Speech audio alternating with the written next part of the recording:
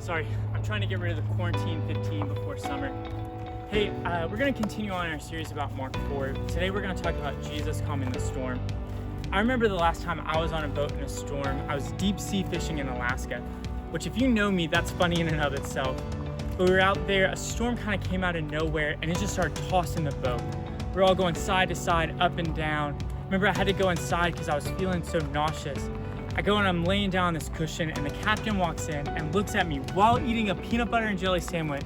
Says, "I have no clue why you're so scared. I'm confident in my ability to get this boat back to shore." We're gonna read about that same confidence that Jesus has in Mark 4.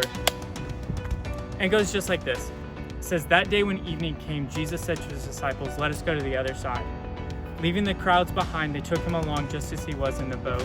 A furious squall came up and waves broke over the boat so that it was nearly swamped. Jesus was in the stern sleeping on a cushion. The disciples woke him and said to him, 'Teacher, don't you care if we drown?' He got up, rebuked the wind, and said to the waves, 'Quiet, be still.' Then the wind died down and it was completely calm. He said to his disciples, 'Why are you so afraid? Do you still have no faith?' They were terrified and asked each other, 'Who is this? Even the wind and the waves obey him.'" And I've always wondered how Jesus could sleep so comfortably in the midst of a storm that seems so physically pressing. Just like the disciples faced a storm, we face storms in our lives too.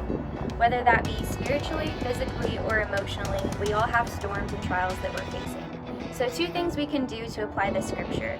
1, identify your storm.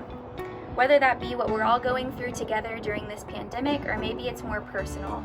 Maybe it's something that keeps you up at night, or maybe it's something that is like a relationship issue or a sin issue. Whatever that storm is, identify it. And number 2, remember who he is compared to your storm. He is always going to be so much greater than anything that we'll ever go through.